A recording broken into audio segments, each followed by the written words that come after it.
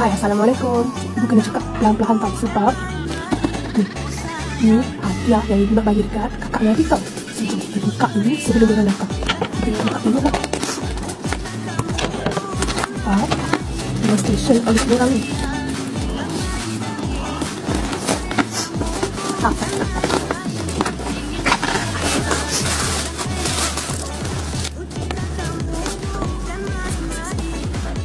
Tara, korang tahu tak apa ni?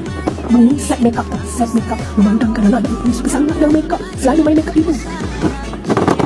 Jadi ibu bagi ni dekat tingkat nanti. Sini kita panggil orang. Ini mau hadapi yang dapat ni. Jadi kita panggil.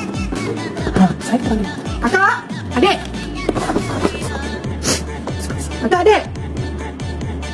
Tara? Adik, mari sini. Apa tak? Oh, ayo. Okey, sekali lagi. Korang tahu tak apa ibu nak bagi kat korang ni? Tara! Apa ni? Tegak. Saya buatlah, tegak dulu. Ni adalah set makeup. Set makeup. Suka tak? Ada makeup kat dalam ni. So kita buka dulu. Kita unboxing dulu. Makeup. Set makeup. Awak nak? Awak selalu makeup ibu kan? Kali ni awak boleh pakai makeup ni, makeup ibu. Nak? So, nak tak? Nak. Ya, awak boleh makeup ibu. Sebab salah satunya sebab set makeup ni dia tak ada toksik. Dia jadi selamat untuk anak-anak. Jadi ibu buka sekejap. Berbincang dia. Dia berbincang. Nak makeup macam mana? Sarah. Apa ni? Sabar. Sabarlah, jangan makeup dulu. Allah. Sabar. So dalam set ni dia akan ada ni lah.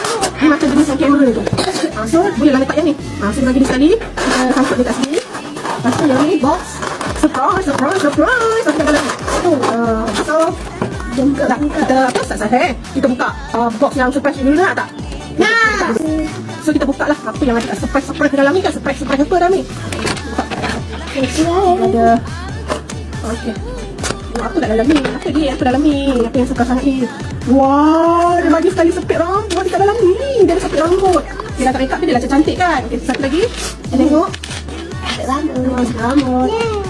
Kita buka begitu. Adik sini dek. Mana adik ni? Adik tak ada pula. So satu lagi. Sama je. Ada sepit rambut juga. Sama ada dua. Ada dua sama dalam tu ada sepit. Orang tak tahu lah kalau korang order macam mana dapat apa. Okay, so kita buka yang ni. Buka yang ni. Dah tengok. Buka dah cepat. 1, 2, 3.